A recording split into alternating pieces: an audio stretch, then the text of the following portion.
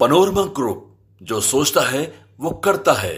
नमस्कार, today Bihar news और today Hindustan के डिजिटल प्लेटफॉर्म पर इस वक्त आप मुझे देख रहे हैं। मेरा नाम है प्रकाश सिंह। बिहार में ये चुनावी साल है और इस चुनावी साल में जनता हिसाब किताब करने के लिए तैयार है। केंद्र और राज्य में एनडीए की सरकार है, दिल्ली में नरेंद्र मोदी की अगुवाई में सरकार चल रही है, तो बिहार में नीतीश कुमार के नेतृत्व में। लेकिन ऐसे में बिहार को कितना कुछ मिल रहा है। एक और एनडीए के नेता ये कह रहे हैं कि नरेंद्र मोदी की सरकार बिहार के विकास के लिए चिंतित है, बिहार के विकास के लिए अपने खजाने खोल रही है।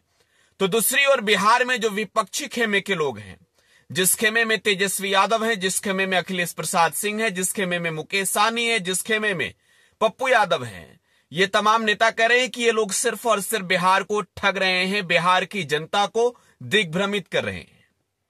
लेकिन अब इस चुनावी साल में जनता आखिरकार कंफ्यूजन में है कि करे तो क्या करे। जनता के बीच नेता जाकर यह बता रहे हैं कि देखो तुम्हारे हक और हिस्से में कितनी कटौती केंद्र की सरकार ने की है। तेजस्वी यादव एक और कह रहे हैं कि बताइए नीतीश कुमार ने जो वादे किए थे उन वादों को पूरा किया क्या? नरेंद्र मोदी ने जो वादे किए थे बिहार की जनता से, विशेष राज्य, विशेष पैकेज, विशेष ध्यान का, क्या वो पूरा हुआ? पप्पू यादव कह रहे हैं कि बताओ भाई मोदी जी, क्या बिहार में आकर सिर्फ झूठ ही बोलोगे?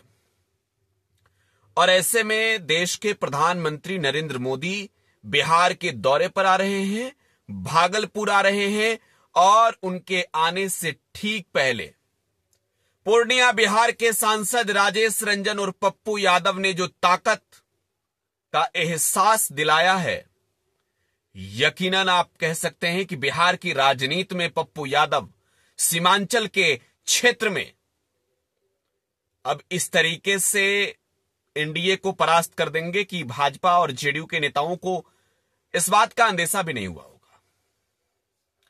देखिए, सीमांचल बिहार में खास तौर पर आप कह सकते हैं कि एक प्रयोगशाला रही है, और यही वजह है कि मिथिलांचल और सीमांचल को लेकर बीजेपी की तैयारी हमेशा से बड़ी होती है।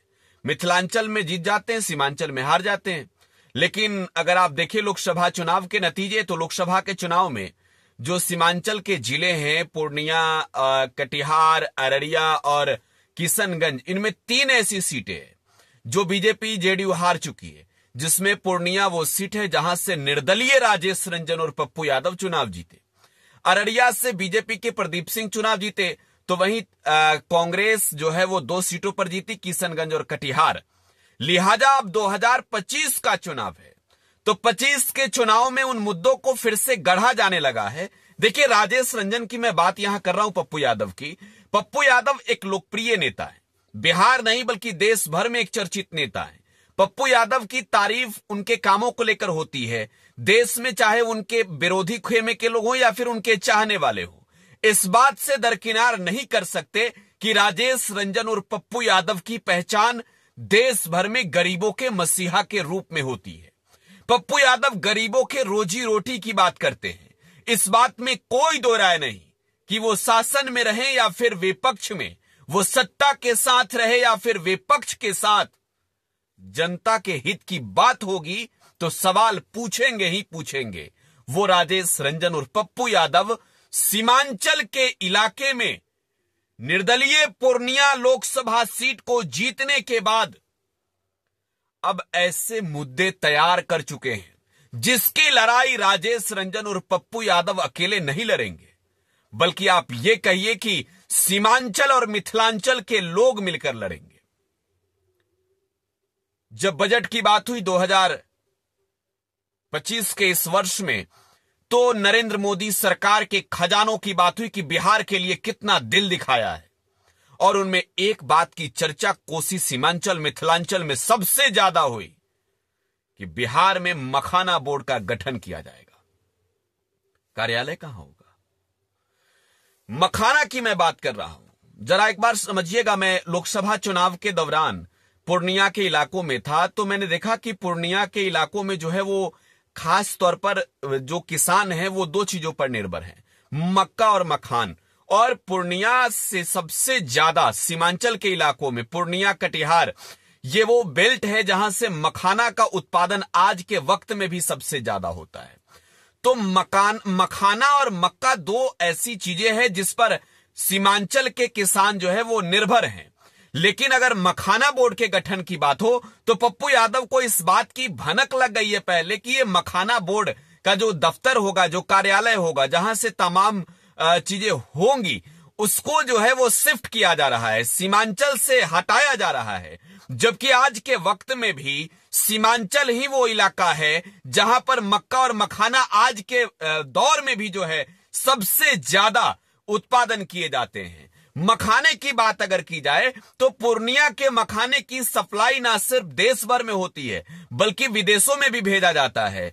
तो राजेश रंजन और पप्पू यादव ने अब पूर्णिया की जनता को कहा है, देखिए 24 फरवरी, इस तारीख को नोट कर लीजिए, 24 फरवरी को पूर्णिया और कटिहार बंद रहेगा। और यह बंद कोई हुड़दंग वाली बंद नहीं रहेगा, यह बंद सांकेतिक रूप से बंद रहेगा। देखिए, इस बंद का सीधा मायने समझिए। इस बंद के जरिए पप्पू यादव यह संदेश देना चाहते हैं कि पूर्णिया हो या फिर कटिहार, किशनगंज हो या फिर अररिया, कोसी की अगर बात करें मधेपुरा हो या फिर सहरसा, इन तमाम इलाकों में, इन तमाम हिस्सों में अगर आप हकमारी की सोचेंगे तो वो हम नहीं होने देंगे। राजेश रंजन और पप्पू यादव का राजनीतिक कद भी अगर आप देखें तो बिहार की राजनीति में ये वो इलाके हैं जहां पप्पू यादव की लोकप्रियता सबसे अधिक है। पूर्णिया की मैं बात अगर करूं तो पूर्णिया की जनता ने तो निर्दलीय ही जिताया। लोकसभा के अंदर बिहार से 40 सीटों में से एक ऐसा सीट जहां से निर्दलीय चुनाव जीतकर राजेश रंजन पप्पू यादव पहुंचे, तो पूर्णिया की जनता ने कई बार जिताया है। लिहाजा उम्मीदें उन नेताओं से जनता की होती है जिन्हें वोट देकर सदन तक पहुंचाया, और पप्पू यादव उनमें वो नेता हैं जिन्हें सबसे अधिक बार सीमांचल की जनता ने जिताया, निर्दलीय जिताया। तो देखिए, अब मखाना बोर्ड का गठन सीमांचल में ही करना होगा, पूर्णिया में ही करना होगा। और अब तो पप्पू यादव ने संजय झा को, नीतीश कुमार के बेहद करीबी को, राज्यसभा में जेडीयू संसदीय दल के नेता को यह कह दिया है कि जितनी ताकत लगानी है लगा लो, मेरा नाम पप्पू यादव है। किस लिए भाई? तो इसलिए कि इस पप्पू यादव का कहना है कि सहरसा के एम्स को शिफ्ट किसने कराया दरभंगा में? संजय झा ने। क्या सहरसा के लोगों को एम्स की सुविधा नहीं मिलनी चाहिए? दरभंगा में खुले एम्स, लेकिन सहरसा में एम्स क्यों नहीं स्थापित हुआ? अगर मखाना की बात है तो मखाना बोर्ड का गठन अगर होगा तो उसका दफ्तर जो है, कार्यालय जो है, उसे पूर्णिया कटिहार के इलाके में शिफ्ट किया जाए, सीमांचल में शिफ्ट किया जाए।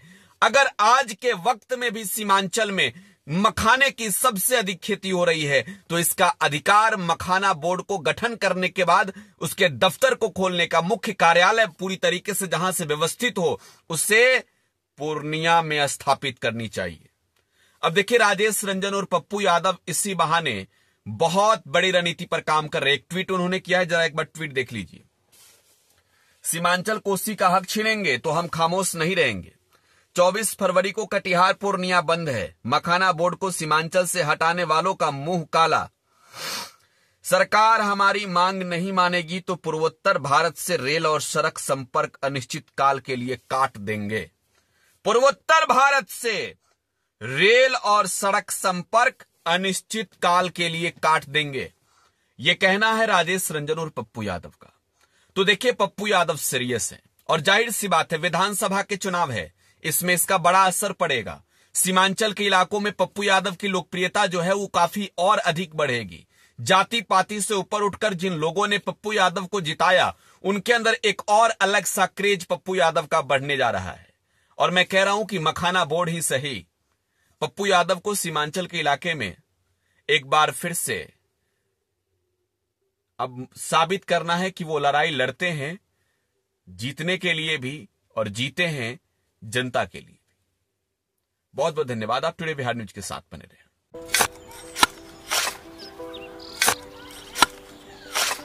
नई का साल मुबारक हो चाचा। हाँ मुबारक। जब तक इस सरकार बा तब तक नया साल मुबारक कहा। का बात करत बाड़? बात ई बा, साल चाहे नया होके दिन चाहे, हमार जिंदगी में तो बस दुख है, दुख बा। बाढ़ के समस्या 10 का 10 बा। फसल बर्बाद हो जाला या ऑन पॉन बिक जाला, ना कोई उपाय बा ना कोई राहत। बात तो सच बा चाचा। फिर से बाहर जाए के सोचे के पड़ रहा है कि सरकार से कुछ ना हुई। कबू कबू तो लागेला हमरे मजदूरन की जिंदगी में कोनो नया साल सच में मुबारक हुई। नया साल तो तब मुबारक हुई जब नई सरकार आई। बात तो सही बा चाचा। नया साल, नई सरकार, नया संकल्प, नया बिहार।